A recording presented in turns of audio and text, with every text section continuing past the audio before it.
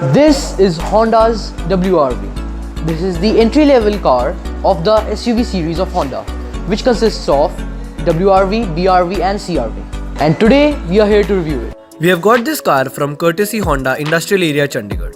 They have an awesome inventory of all the Honda cars and you can know more about them in the description below. But first, a little overview. The WRV is a 5-seater SUV from the Honda brand, and like we just said, it's the entry-level one. The main competitors of this car is cars like the Maruti Suzuki Vitara Brezza and the Hyundai Venue. So let's see in this video how this car compares to them. The Honda WRV comes in both petrol and diesel engine options.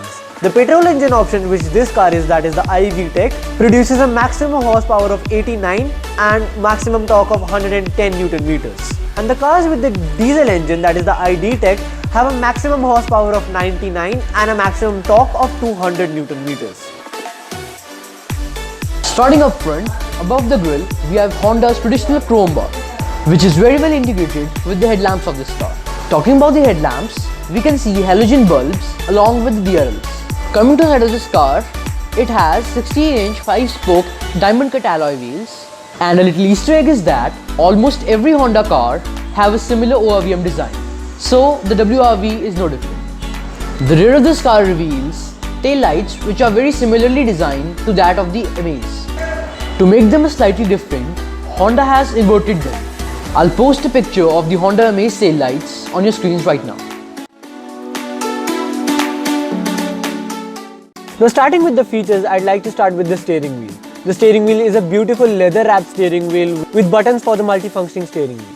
The buttons on this display are used to control the infotainment display in this car, and we also have separate buttons for picking up a call, ending a call and the voice command. If you want to know more about the infotainment display in this car, you can check out our Honda Amaze review, in which we have gone in depth of all the features and functions of this infotainment display. The link to that video will be in the description down below and any information card on the display right now.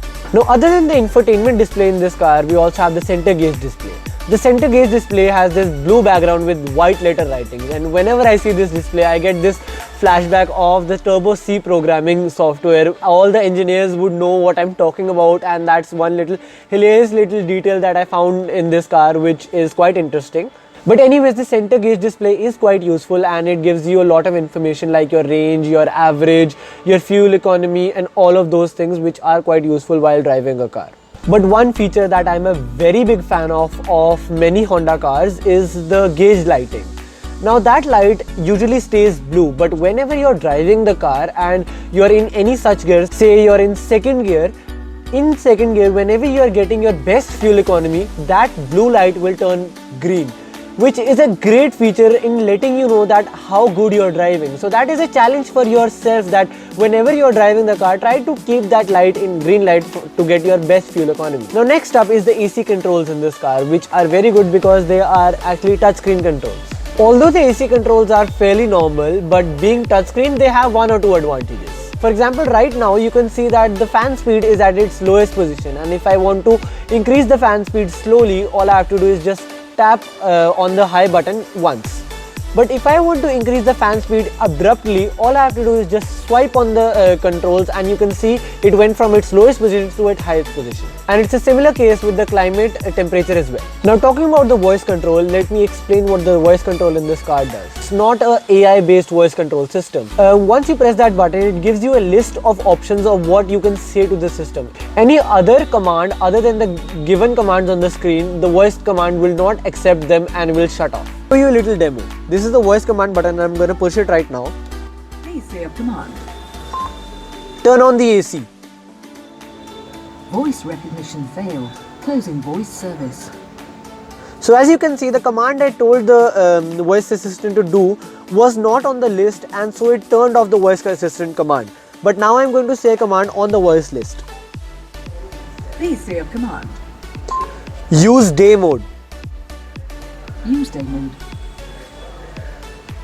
And so now the car recognized that command and acted upon it. And now, last but not the least, one of the best features in this car has to do with the sunroof. The sunroof, like I've said many times, is one thing that changes the whole mood of the car while you're driving it.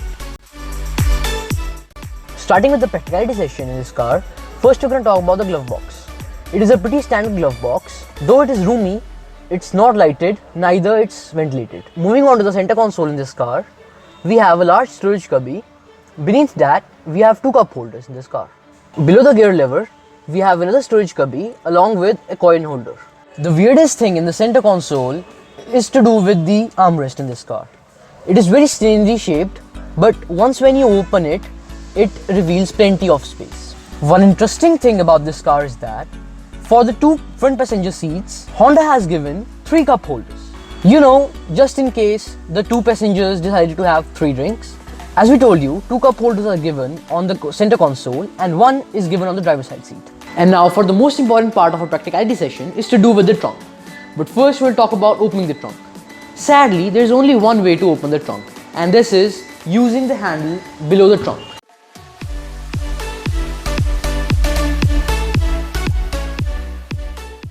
As you can see, it has enough storage space for a long family trip.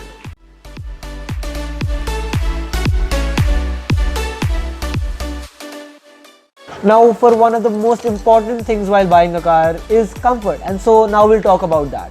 When I sit in the seats of the WRV, the first thing I notice is that the seats are very soft and I have a sense of comfort in these seats, which is very important.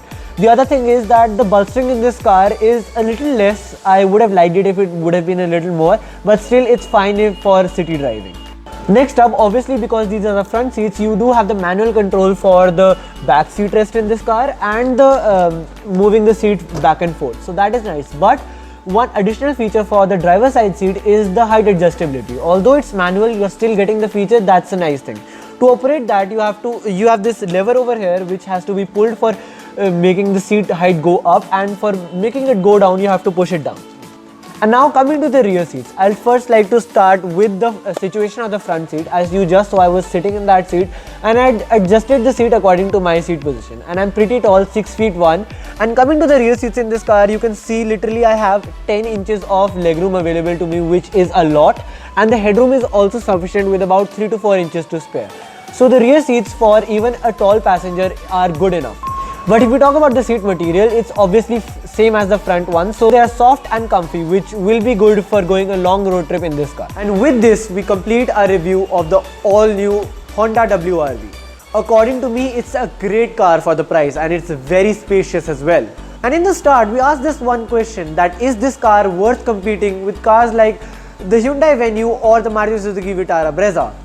Well, if we answer that question now, according to me, yes. Because if we compare it with the cars like Hyundai Venue, of course that car has the feature of Blue Link, which makes that car connected, but still, if you look at the price of that car, that is quite a bit more expensive than the WRV. And even if we compare it with the Maruti Suzuki Vitara Brezza as well, like I said, this car is much more spacious and much more comfortable. And so that was our take on that question. If you like our video, please give us a thumbs up, comment down below if you want any improvements in our video, and subscribe to our channel for more such car reviews like this. Thank you.